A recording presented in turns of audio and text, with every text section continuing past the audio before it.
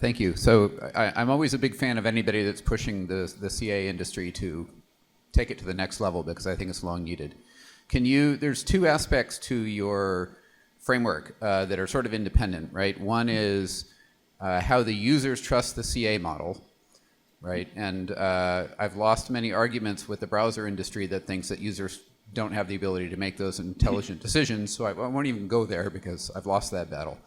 The flip side is you're actually inserting new records into the PKI certificates in order to restrict access to certain domains. Can you compare and contrast your approach with Dane, which you didn't reference? Yeah. So I think the main difference with Dane is that you rely on DNSSEC, right? Dane relies on security of DNSSEC. So this is definitely another way, right? If, for example, what you can do in Dane, you can just specify this is my public key, and then you're kind of set. I think the advantage of here is that we do not rely on DNSSEC, which has its own set of issues, right? That is true. You can also point to the CA in Dane too, by the way. So you can say, I only trust certificates from this CA. For example. So the policies are a bit similar to what I describe here and what you could do in Dane, right? You could have these policies in Dane as well, and I think in a similar fashion. Yeah, either way, you have a deployment getting there eventually issue. Yeah, thank you. Mm-hmm. Maybe one small thing, I think that you said first with the, like, how can a user even decide such a decision? It's very, like, abstract. What is a CA? So I think there some work is still needed. We described some concepts in a paper, but like making, for example, bundles, a Swiss bundle, a US bundle, a Google bundle, or this kind of things, I think is very important for the actual usability to bring this system out to the customers or to the clients. Talha from Northeastern, thanks for a nice talk. A bit of an ambitious proposal. I wanted to ask if you got any comments from browser vendors or about this idea.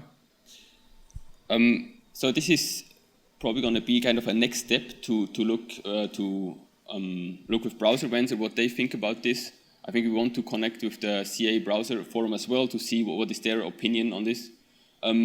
So we worked with Pratik Mittal from Princeton, and he worked closely with Let's Encrypt for the multi-vantage point validation. So we got some input from him, but not directly from the browser vendor. So this is definitely a next step. As I said, with the usability, it is very important, right? You need to make it understandable for the users. You need to make sure nobody's discriminated.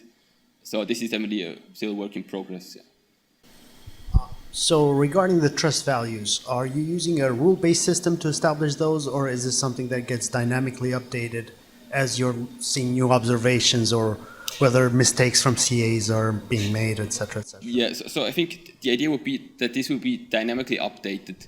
So as I said, this is not clearly specified yet in the paper, but one way you could think about this is that with every new browser update, you could potentially, or the list of trusted CAs is updated, right? In a similar fashion, you could also update this view if you have some bundle, and if you want to, if you're very tech savvy, you know exactly what you want, you know which CAs you don't trust because you're kind of insider, then you could do it manually as well, right? And just manually define it and manually update this list, which is, I think, simple to do, just add or remove CAs from them. Yeah. So I believe we have one question also on Slack, so Joey? Okay. There's two questions. The first one is, how does default policy avoid example discriminating against smaller CAs or et cetera? How many sites do users lose ability to connect to if they follow such a policy? Do you have analysis and numbers? So that's kind of one of the main goals that we had, is that you do not lose connectivity, right? That's kind of the worst case scenario. If you lose connectivity because you enable F-PKI, you will immediately disable it, right? We know how this works. So that's why we have this opt-in behavior. If a domain owner does not want to use F-PKI, it will not be enabled. And a domain owner can specify the policy.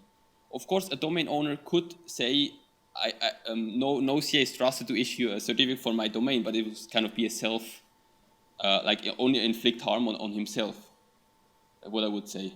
And one thing that's important to note, you have this HTTP public key pinning where you could lock yourself out. This is not possible here because the CA can always revoke the policy, right? If you did a policy by mistake, that doesn't make any sense. The CA can revoke it, and you're not locked out for a long period of time.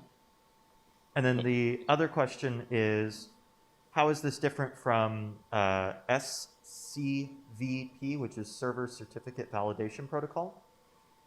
In this protocol, the validation server would say whether the certificate is acceptable. So how is it different from that?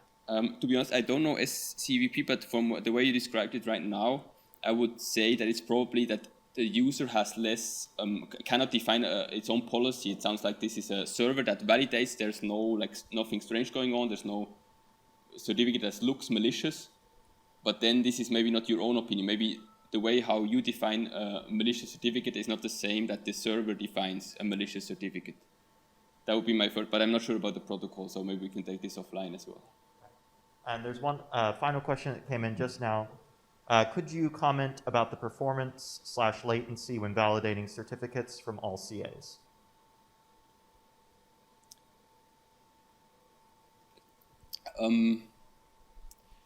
So what important thing to note is what you do is you have to validate the certificate that you get during the HTTPS connection and all the policies.